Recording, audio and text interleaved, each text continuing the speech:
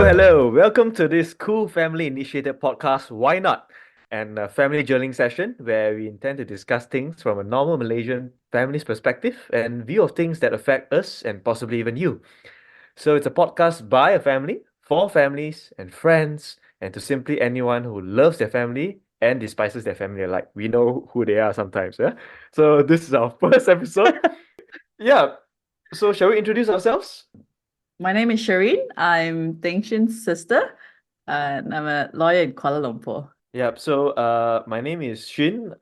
Professionally, I'm a doctor, and I just moved to London about 4 or 5 weeks ago, and more importantly, I am a husband, a son, and a brother. Hopefully, good at all that. Yeah. I'm glad we're finally doing this. I think we've been talking about doing this podcast for the longest time. And I guess it's only after you moved to London that we thought, okay, we really have to get to it. It's Yeah. essentially the same conversations that we have on our often very long FaceTime calls with mom and dad, and then bringing that conversation and introspection in our calls into this podcast.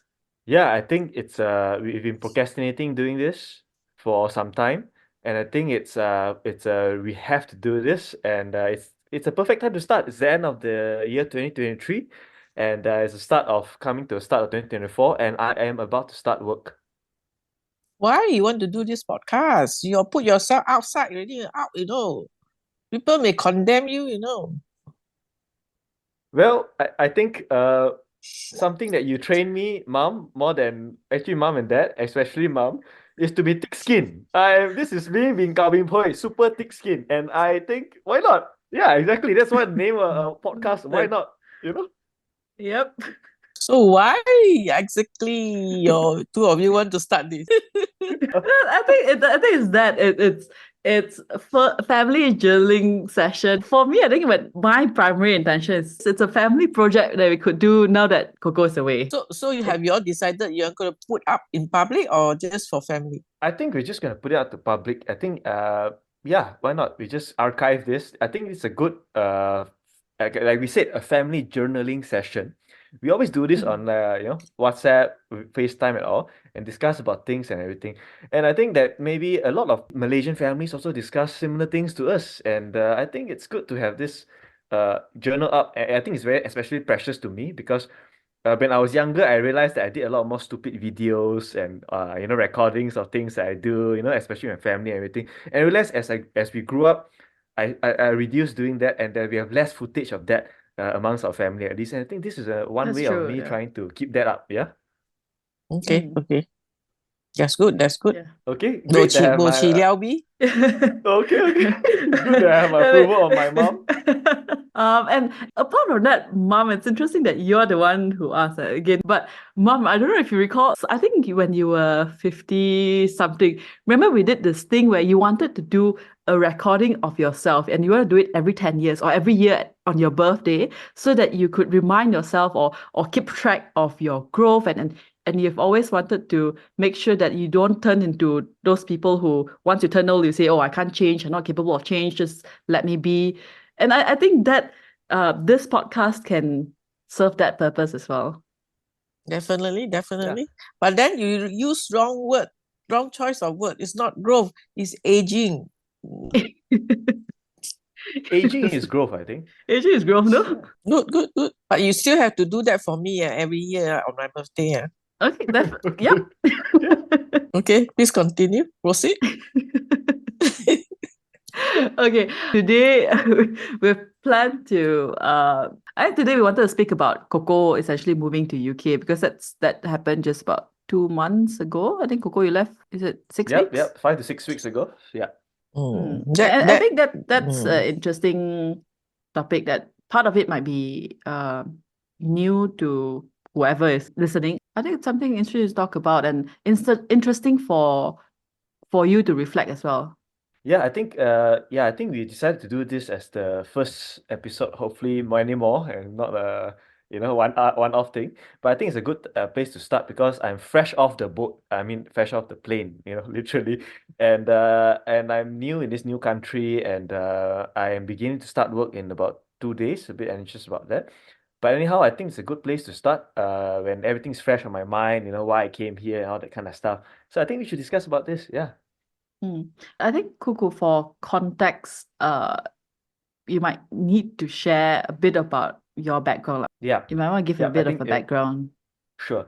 Because yeah, to put in the context also, I think a lot of my friends who actually are still back in Malaysia, in my same background, and they actually are asking me a lot of questions, wanting to come over here as well. So I think, yeah, it's good to, share this.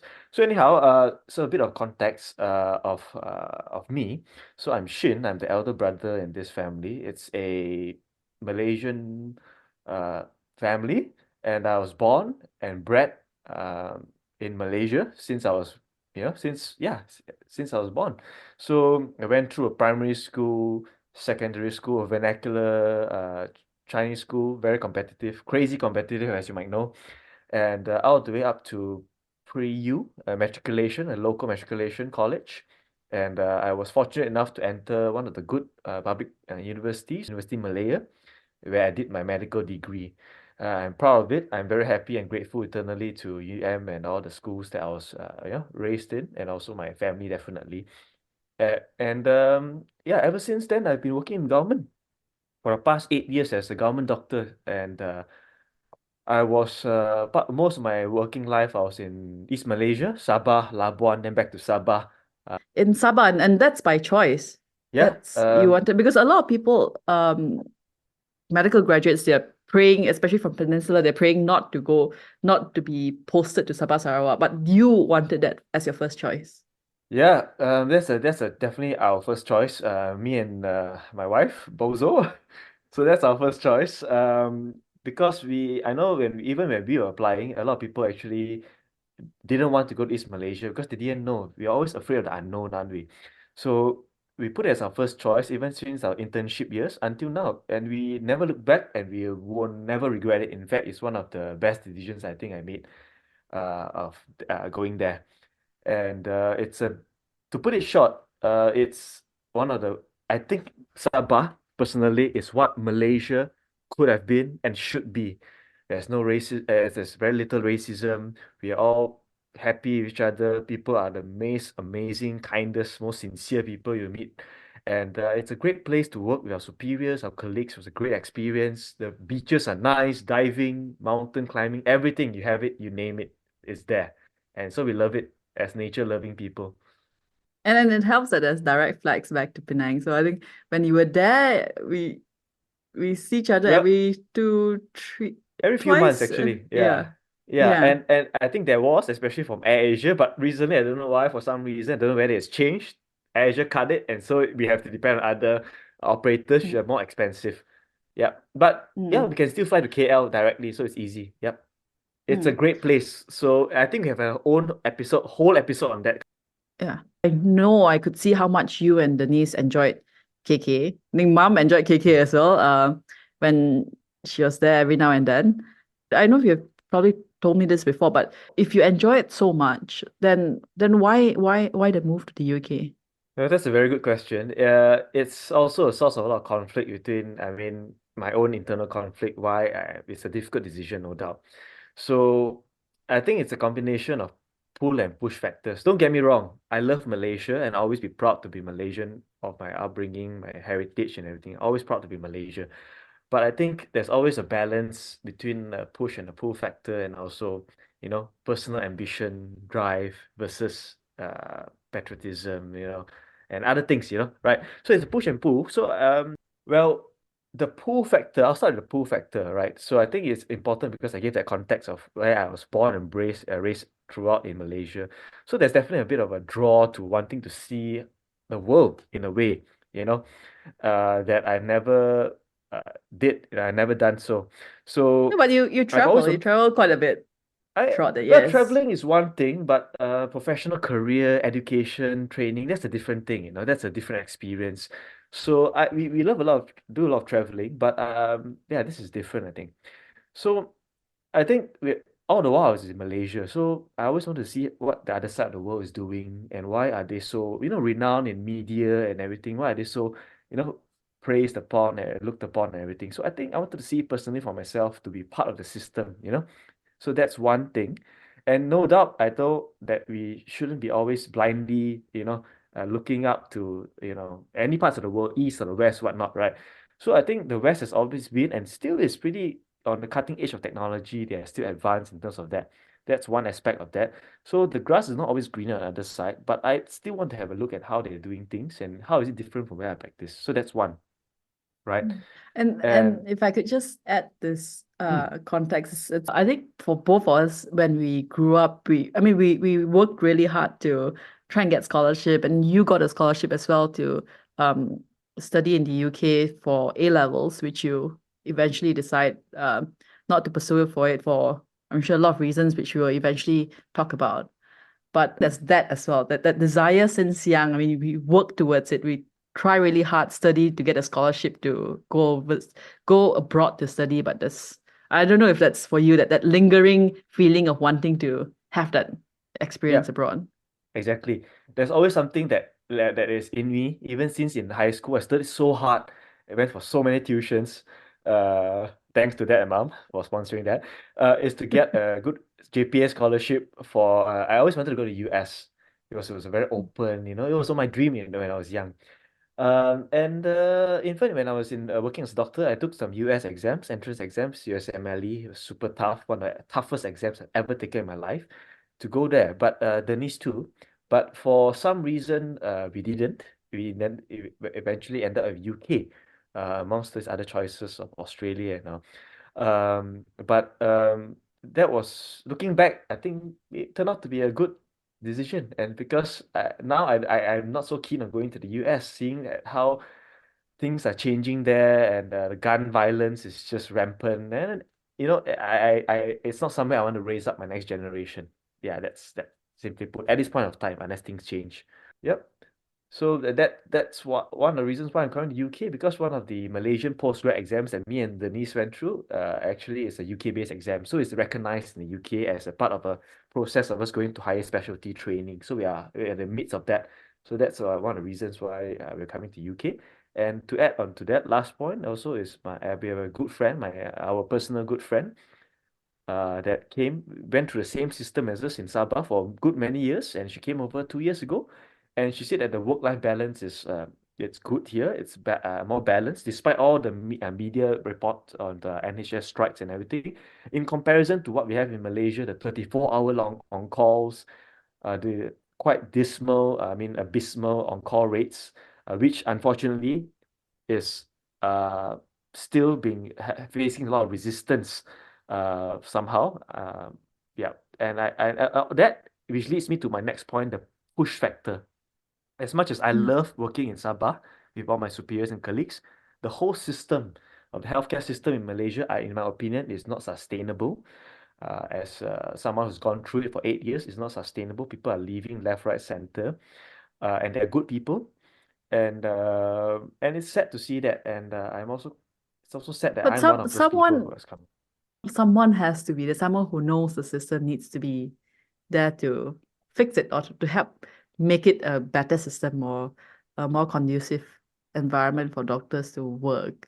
So do you feel guilty that you No, are some people might think taking the more comfortable exit rather than well, I mean, to put it as comfortable, I wouldn't say it's a comfortable. It's a leap of faith, to leave a system of comfort where I'm already in my comfort zone, sort of, because I know the system, I know how it works, I know the projectile, and I mean the trajectory and everything.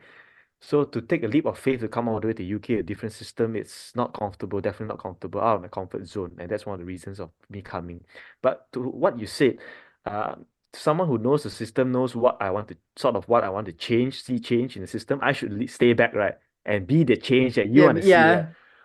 yeah. Yeah, that's but somehow I feel helpless also, because there are a lot of my good friends with good leadership qualities who are in the organizations which push for this change, and you see that they are pushing hard, you know, but there's still a huge resistance, and you somehow need to go into some sort of a political, you need to do a political will and a position to effect that change, and I feel sort of helpless doing that because I think that's a struggle that I am not prepared to or have the capabilities of engaging myself in, balancing that with my professional career and also my family, friends, and my romantic life and everything. It needs a balance. So I think that's gonna just push. Imagine the work-life balance is already not that great in Malaysia. Having to want to push for that change is just gonna drain me, and I am sorry I can't do that. Yeah, I feel helpless actually. What about on a personal level? Do you feel guilt? I know you did mention that you Yeah, feel guilty to some extent, and then you and Bozo struggle with it quite a bit.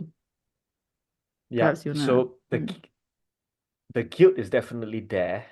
Actually, more so to you guys, our family, mom and dad, Ama, you, and then Bozo's family, of course. That's a big chunk of the guilt because it feels as if we are cutting down our time and physical presence because we're all 8 years in Sabah. Then now we're moving even further from KK to UK. So that's the big chunk of the guilt. But the other side of the guilt where you're mentioning about, Sorry, our when you say that uh guilt with us, you meant like the time that you're able to spend lah. Is it? yeah, and like how Okay. there's only how many times I can come back to Malaysia, right? Since I'm so far, 14-hour flight away. That's a big chunk of the guilt. But the other part of the guilt that you were referring to about being more of a national sense, as a citizen and duty as a Malaysian. Well, there's still guilt on that. But we've been working here for 8 years in the government service. We gave our best every time we worked, and we worked in East Malaysia, where a lot of people shied away from going to.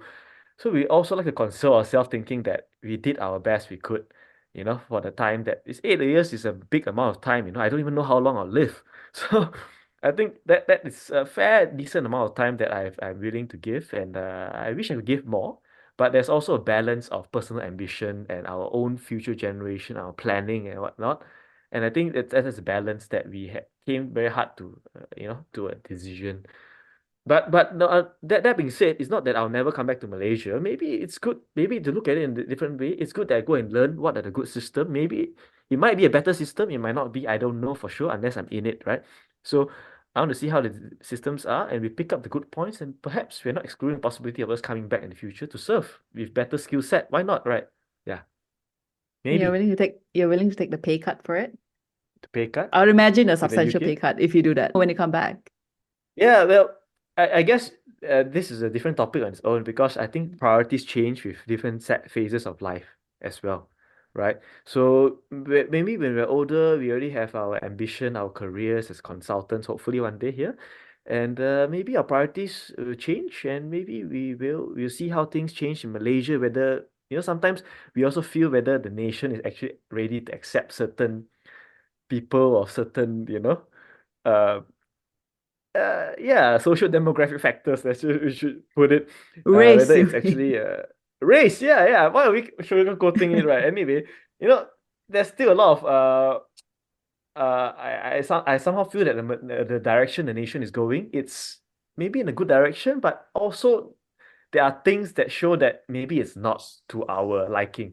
And yeah, so that's why one of the selfish reasons why we decided to just, you know, give it a go I- somewhere else and see.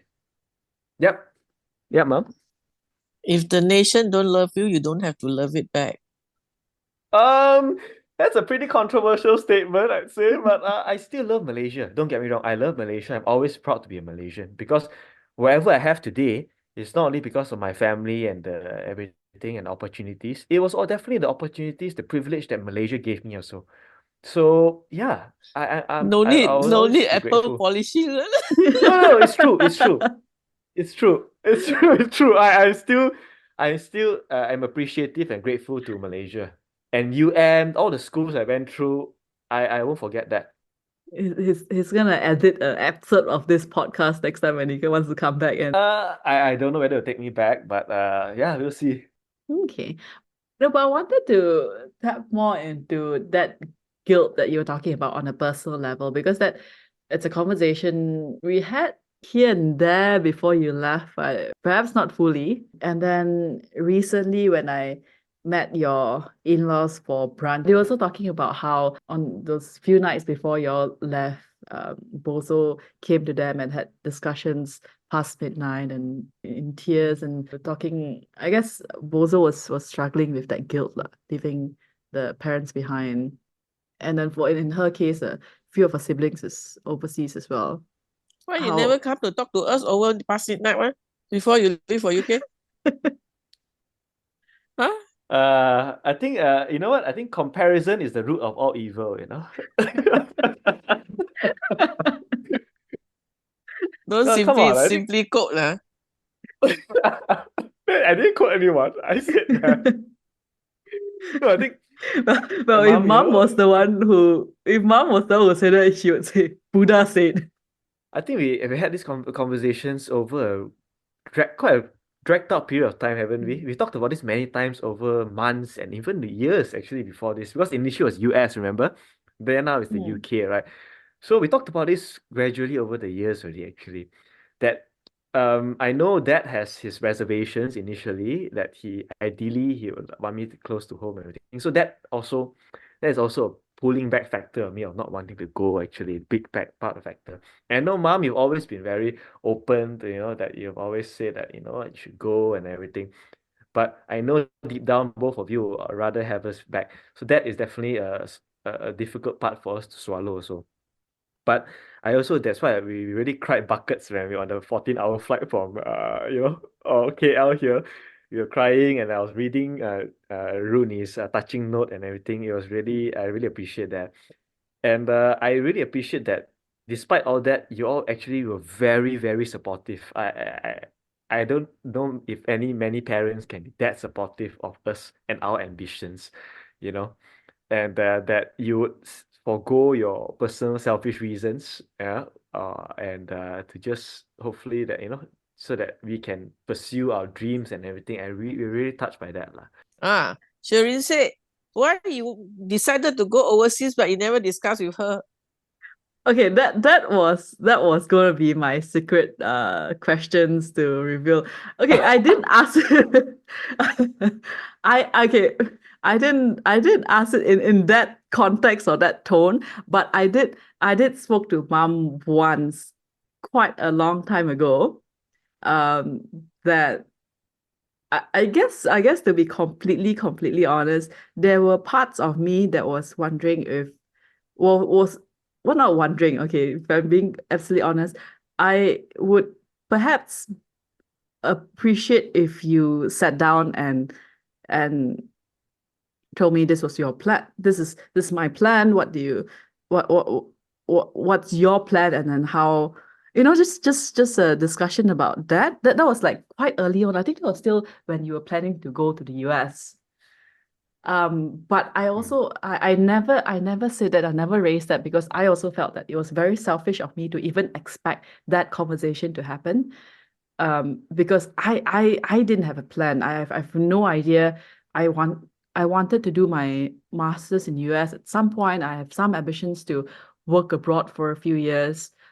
Before, I think in the past year or so, I sort of had the inkling that I might actually be in Malaysia for long and then settle down here eventually.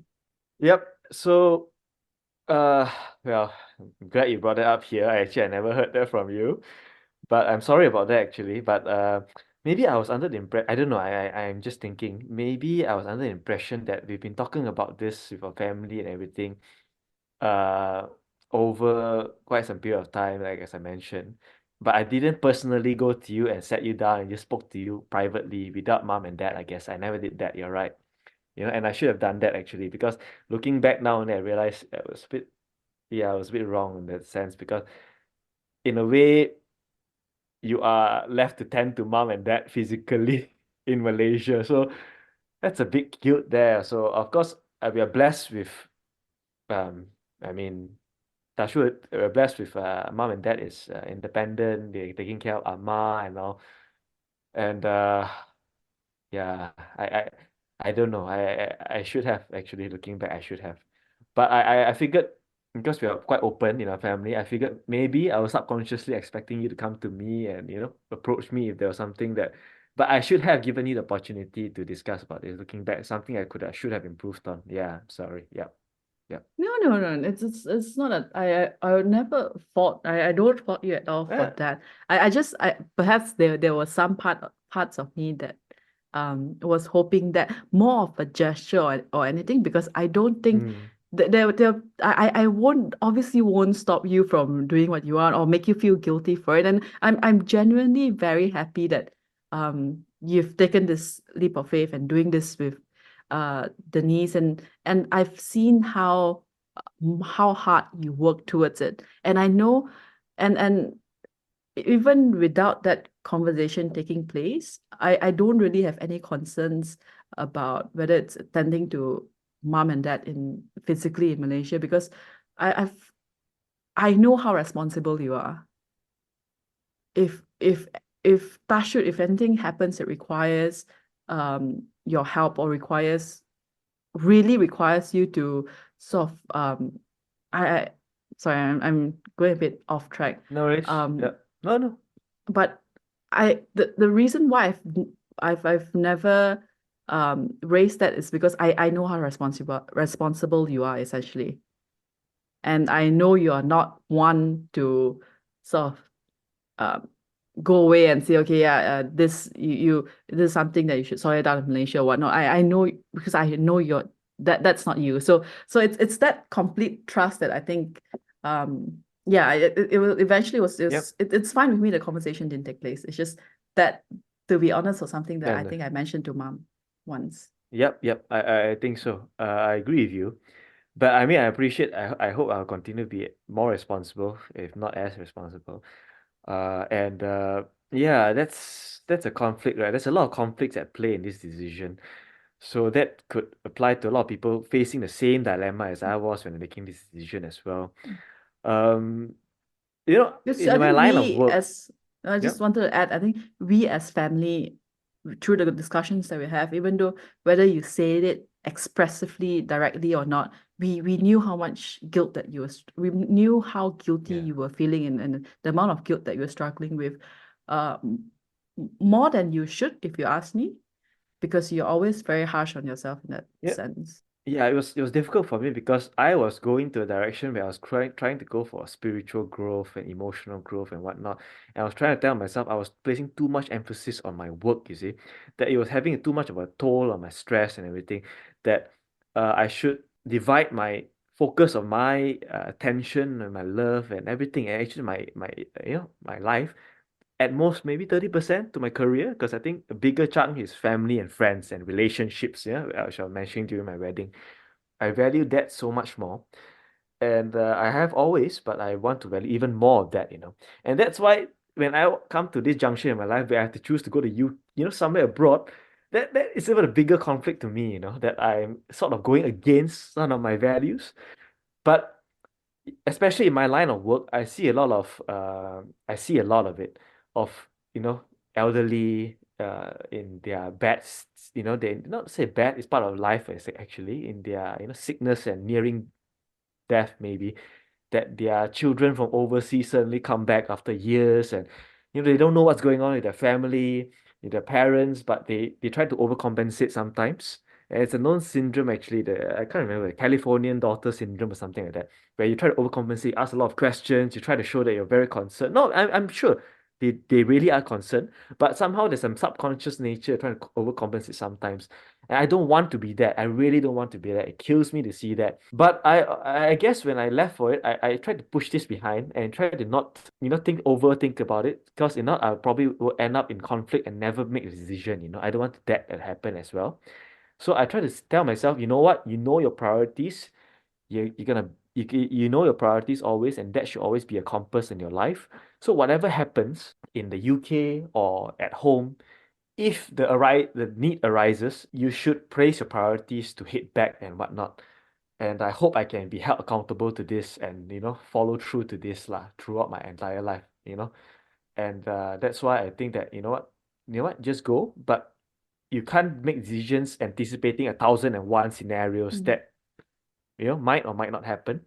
So I think yeah, just go with it, and when that juncture comes, your priorities and values will decide the decision, and hopefully you stay true to it, and I can maybe listen back to this podcast and see what I said maybe, And that's one of the point of the podcast also.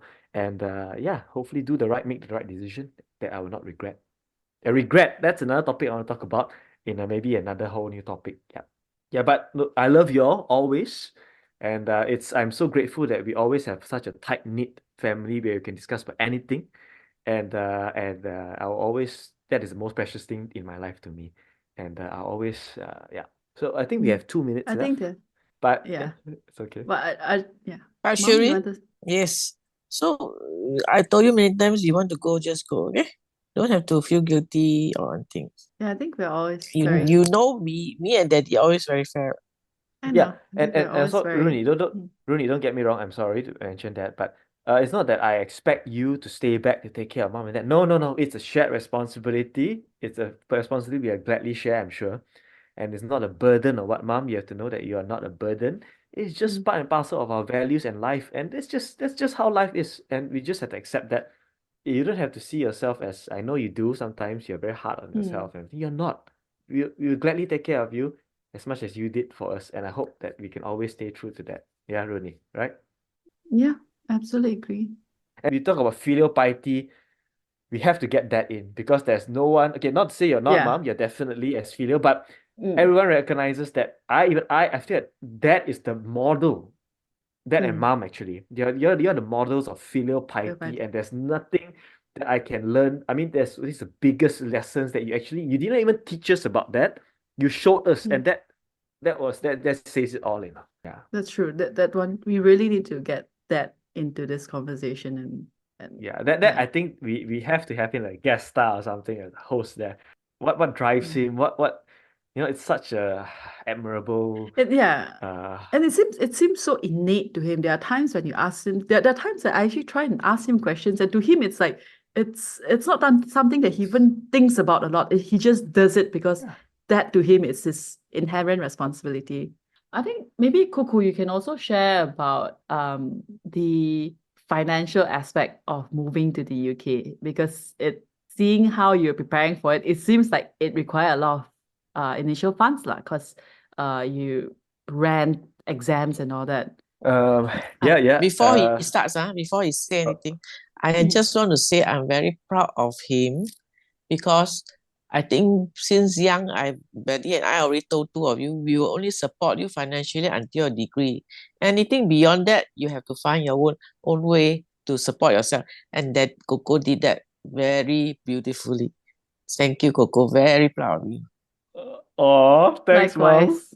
Likewise. Wow. Although mom always asks me to go get plastic surgery because I'm not suitable for a video so I better stick with podcast, cover the face. But thanks, mom. Once in a blue moon compliment, appreciate it. Okay. Thanks. On that, actually, I discussed with Denise also. We should do also episode because we are talking about actually what responsibility, until which stage of education are the parents actually sort of responsible to sponsor? Is it up to tertiary or secondary? I don't know, but it's okay. Save it for another time. So yeah, financials wise, well, gotta be honest, it's not easy. You have to save up for this, and especially the postgrad exam that I was taking in medicine. It's a medical exam, so it's a UK based exam. It's not cheap. One MCQ paper is about 5,000 ringgit, around there. And I took two of it in Malaysia. Another one was optional either in Malaysia or UK. When I took it in UK, it's a practical exam. So I think I reckon around 20,000 ringgit at least. Yeah. So even if you take it For in one Malaysia, exam actually. or? No, for one exam, the two written exams you can take in Malaysia, that is about 5,000 ringgit. Maybe with the currency exchange right now, it's about 1,000 pound around there, if I'm not mistaken. Third exam, so the practical exam is it's if you take it in Malaysia, I think it's around at least 7-8K. RM, I'm not sure. Yeah, the latest one. So yeah, it's not cheap. And that also does not mhm. include that. I remember I dropped you off. You sign up for some courses where they give you like Yes. Yes, for the trading practical courses. exam at least. Okay, so for the online, for the the multiple choice based papers, part one and part two, you need to sign up for question banks and whatnot. That also costs around 1,000 or a few hundreds at least ringgit. But the practical exam one, you have to go for a lot of mock exams, tutorials, and that comes up to thousands of ringgit also. So it's not cheap. It's not cheap. Yeah. What each mock exam could be about 3,000 ringgit, 2,000 ringgit maybe, or 1,000 plus. So it's So not cheap. so what is the total estimated cost for taking the three papers altogether? Roughly, how many tens of thousands? Well, I think it is at least maybe 25K if you take it fully in Malaysia and take a few courses only. Yeah, around 25 at least. Yeah. So I spent a bit more but because of my flight to UK, but I took a holiday out of it. So yeah, that's a different story. So that is And self-sponsored. in your case, I think because you wanted to go to US first, and I think that as well, you spend quite a substantial amount of money there. Yeah, the US exam also is a few thousand, 6,000 ringgit. That's one paper alone. So that's US is even more money. So yeah, that's that. So I think that's a lot of there's a big topic lah on the breakdown. So that's the exam. So if I had to stay in Malaysia, I would be a sort of a general medical specialist now after some gazettement probational period. But I didn't. I chose to use that to get as an entrance into the UK to work here as a registrar. So there's that. And applying for visas for the UK itself, a lot of things to consider. I can't even imagine. I can't even calculate everything on my mind. It's a few thousand ringgit at least, and all the English exam, the IELTS, everything. I can't on average I estimate around maybe at least 7,000 ringgit all in all the visa processing, a lot of things actually. But that I think I can't go into detail now, right? Because I had to look back at it. But I think the big thing about that, apart from all those paperwork, is actually having to settle here to pay for rent, deposits, utilities and whatnot the first month before you get your pay or work. So that one you lump into the relocation expenses. So I think a lot of listeners, if there is any, they would like to know the breakdown. So is it okay for people to contact you and get your advice? Yeah, sure. I did share this with some of my personal friends actually who asked me and colleagues. It's fine. It's fine. I'm more than happy to actually. So there's that. And I guess if this comes out as a podcast, maybe if we can, Spotify accepts this or what, I think you can comment or something below, and we can I can contact you or Yeah. something like that in the future. Yeah, if other people outside of our circle or family and friends do listen to this kind of thing. So yeah, so that part I think maybe we talk about it in a different topic, or should we just briefly go through here? As in, you have more to add to the finances topics. The Okay, relocation one. Relocation. the Oh, okay. relocation, I think Malaysia briefly, flight. yeah. Sure, can. So I think Malaysian flight here itself, a direct flight, cheapest in winter time. I cost about 4,000 plus ringgit for us, Denise and I. No, sorry. It was about 2,000 plus, 2,000 to 3,000. And our rent here was because there's a family friend who graciously rented us their empty apartment. So that was about this is cheap for London, zone 4. It's about £1,006 for two-bedded apartment, and we paid about a 2-month deposit and 1 month utility. Although I think some places they accept 1 month deposit for rent and 1 month or 1 month's utility, something like that. So apart from that, you have to buy utensils, sustain yourself to eat and everything. And eating out is super expensive here. One meal costs at least £10, a decent meal, 10, £15, or unless you buy a Tesco cheap, Thai fried rice in plastic and you put in a microwave, that costs about £2, £3.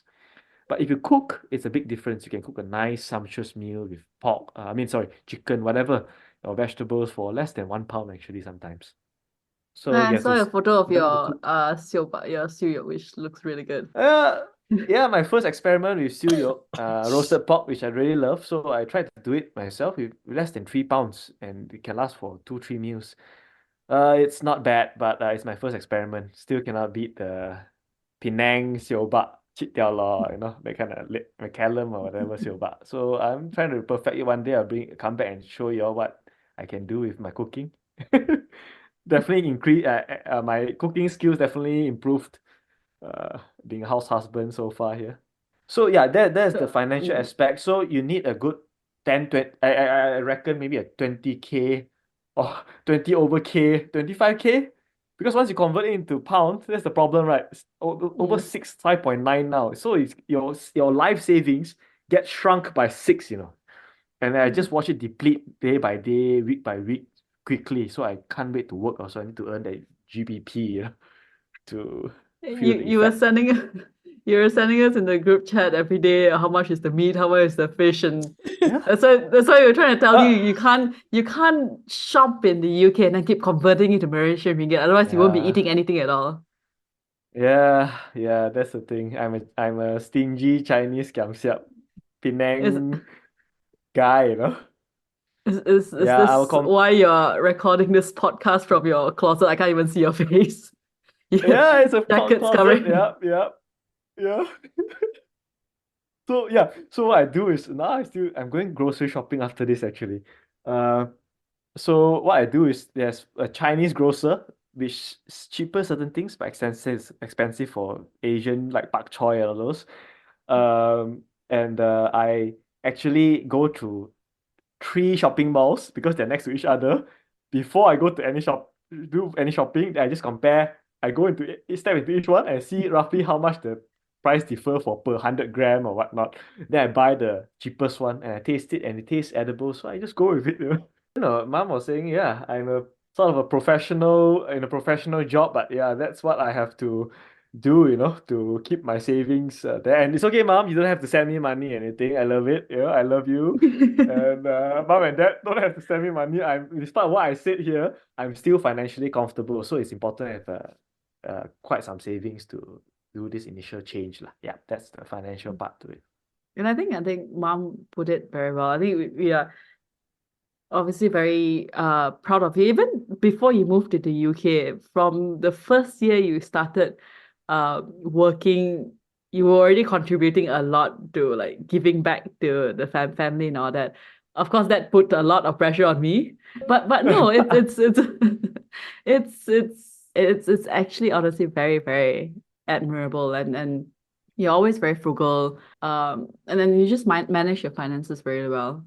Actually, Not say you very well. Sorry, mom? Coco, you started saving from the begin. When did you start to save for your moving to overseas plan? No, Since year this one? saving. No, since I started working, since I had income, I started saving already. This is all eating into my savings since my year one. I know in year one you already had planned to move to UK already. I mean, I was thinking of US, right? But I was starting slowly to save up and everything. So I was saving up maybe around at least 30-40% of my savings. I mean, my salary the first few years. I try to, but because I have some big item spendings also, like what you said, the exam is taking a lot of the savings, the exams I took. And then and even so, I was very lucky because I passed my exam with I think 2 more exams that I went to. Some people, I'm very fortunate, I'm very lucky. Really, luck plays a big role in this exam as well. But some people have to go through 5, 6, 10 courses sometimes. Some people, so I'm fortunate to pass in the first attempt as well. Very grateful for that. So that's some money saved as well. So Coco, I have to call you out there. And it's right. as humble as it is. It's good that you're being humble and Uh, you're placing attributing all to luck. But I think for to be fair to whoever, if anyone listens, we all see how much hard work you put in your exams and then studying for it and all that. And you're a person who wakes up 4 5 a.m. every day, and then you utilize your time well. You make sure that, I mean, you study hard, like you really work hard for it. So it's only fair to other people that gets put that out. Yeah, true. I do work hard. I do work hard for it. And but that being said, I think I also agree credit to a lot of people who sometimes my friends who don't make it. They're brilliant doctors. They're smart. they're straight A students all along. They're smart. So, but sometimes there's a certain luck component to it. Certain luck component definitely. So Yeah. sometimes the patients are not cooperative. Sometimes there are a lot of factors in this exam exactly, especially. But I do work hard. But I also take this opportunity that I only mention it. I definitely want to give credit to a lot of my superiors who really took time off their working hours to help me, to bring me through. These are consultants, very helpful. So the medical fraternity in Sabah was great for this exam. They really helped me, and I appreciate them. You know, and Zoom and everything. And of course, uh, I don't have permission to say this, but if you don't cut it out, my good friend who was with me in Sabah, Ravi, who scored amazing in this exam, he really took his weekends off to help me. And I want to thank you, Ravi. I couldn't have done this also without you. And also Ui, a lot of my friends, my bosses, Juan, Dr. Hima, a lot of friends. I can't mention all of them here because there are too many of them and they really helped me a lot. But special thanks to Ravi as well and Dr. Juan and yeah, really my inspiration and help. Yeah. So that's for the exam lah. So I guess going back to this financial part, I think yeah, I think that's it. That's the financial part. And also, of course, I would have more savings if I had not dabbled with some of the crypto stuff and some of the stupid stock investments I did. So lesson learned, painful tuition lesson that I didn't know well. I bought at the peak, during the COVID times, and then now I'm just helped with it with paper loss and all. But yeah, it's all right. At least it's something I'm willing to lose in the first place. So I'll just keep it aside and Are you see what I still can learn from it. maintaining Yeah. your investments in Malaysia while you're in UK? I am. I bought some Malaysian stocks sorry, cash. Some glove stocks which turned to nothing. And but some of my US stocks because there's a surge now on the tech stocks like Nvidia and all that stuff. This is not a financial advice because I am the last person gets financial advice on investment from because I lost a lot of my money. But at least it was something that I put it away that I never hoped that I expected it to go to zero anyway. So as long as I don't dabble in debt to do these kind of things, I think it's fine. I just keep it aside. I just keep it lah and see in the long term. It's a long game anyway. Yeah. Okay. All right. There was another thing that I wanted to ask you as well. I think this is a bit of a shared um experience of sort. And it's about inferiority complex because we are both Mm. product of uh, Malaysian public education system. We went to national schools, matriculation, and then we both studied in UM. So that's something that even working in Malaysia, I struggle with it at times because um, I, I work in legal industry. Most of the people graduated, or most of the people that I work with or interact with graduated from the UK, and then there's always this sense of inferiority complex. Um, but I can only imagine that would that be even uh even more intense now that you're in the UK and having to work with the people who are trained in the UK.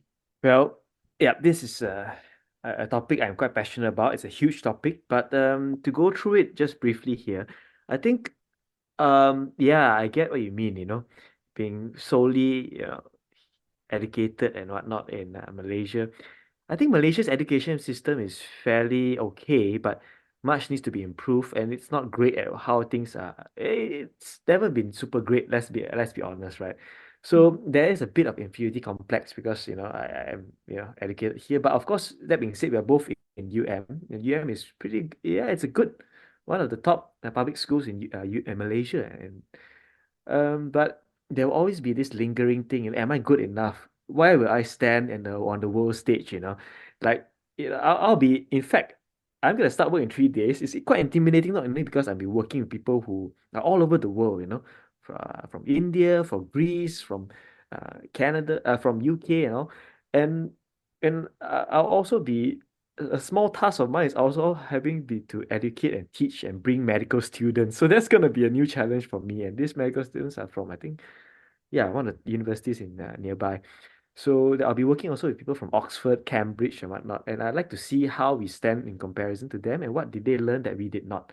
So I can't answer that. I feel there is a bit of inferiority complex there. It's not a lot at the moment, but I think we'll come back to this maybe after a few months I work here. So maybe I can have Fair a enough. more on the ground, first-hand experience and comparison and see, that's also one of the reasons why I want to come and see, place myself in the world and global competition stage, not in my own cocoon, protected sort of, back home. Yeah. All right. I think that's We've about it gone on, for we've gone on for yeah, quite a bit. quite a bit, huh?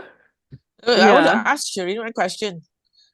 Yes. I want to apologize first for breaking the secret question. But if I haven't asked the question, how would you ask Coco? I was wondering how would you ask him? I maybe I might not have asked him as a question. I think I will just share with him that this actually was something that I brought up to I told mom maybe a few years back. And how I did just now, I'll say that why that question actually doesn't matter to me now. And I feel like like I said, apart from Coco, apart from it being a gesture that Coco brings up that question, the entire conversation has taken place. We have had that conversation. Yeah. Okay, thank you. Yeah, I think Thank you. I think Mom, thanks Mom for the bring up that point. I think, hey Rooney, I thought we were always quite open to each other in this family. Why would you hold this back from me, No, Yeah, because I but feel it's selfish. Sorry, I feel like it's selfish for me to even expect yeah, that you have that initiate that conversation. no, I don't think it is, and I think it's good that we have this podcast also that you actually, if not you, I wouldn't have known this. It's good, but I think you should always be, we should always be as open with each other. No problem, no worries. Um, I'm trying to be, I like to think of myself as quite an open person in our family, and I like to be better at that also. So don't worry, yeah. So it's good that we have this out, and yeah. I'm glad we did this podcast. We finally come around to actually doing it, even though it's about 6 hours away from 2024. Yeah, and Mom seems to have she's trying out some background of the sun shining out above from the clouds, the globe of Earth. Yeah, that's a nice nice wrap to the podcast. A new beginning, a Yep. new hope. Mhm. Actually, we are quite candid about this. Quite, what we usually discuss about on our WhatsApp calls. And I like this. I like this. And we Yeah. should 厉害 continue 嘞， to. 你的妈妈。Okay, okay. That Nice absolutely background, Mom. Say one more thing. So now, girl, you know how Gogo save to realize his dreams. So if you still think that you want to go abroad and have some overseas experience, so you know when to save already lah, when to start saving already lah. I was waiting to see when Mom was gonna say this during or after the podcast because I knew it was definitely gonna come out. But yes, that's a very good point, and yeah, Financial. We should discuss about this somehow. We should. yeah. And coming here after staying for 1 month and not just traveling, you've realized like, my God, our currency is really, whoa, man, it's painful. It's really painful that 6 times you divide by 6. yeah. Oh, yeah. I mean, you saved up the money to go for exams and advance your professional career, and then I saved up for a huge Europe trip, which burned a hole in my savings for a 1 month Europe trip during my sabbatical. And don't Not forget, the Gogo wisest. had to use some of his money for his wedding because same time, Yes. same timing. Yes, Yeah, I think we forgot to mention that your exams and preparing to UK was coincided with the timing of your wedding. Yeah. And also that I look back at my financial statement this year, every month I've been net zero or net loss. I don't know how that happened, but probably the wedding expenses, my holiday expenses, honeymoon, which is perfect. So I think, yeah, that's a good wrap, I think, for our episode 1 today. All right. Okay, thanks. Thank you. I think the And sun is sneaking up a bit, pathetic weather, but yeah. My son, Your son? I'm your son. my background son. No, not the sun. The real sun, not the real sun, the pathetic UK sun in winter. Okay, Go out and okay, get some bye, bye, groceries. bye. Okay, love Okay. y'all. Very proud. Okay, Very proud love of you. two of you. Bye. why not? Why not? Why not? Why not? Why not?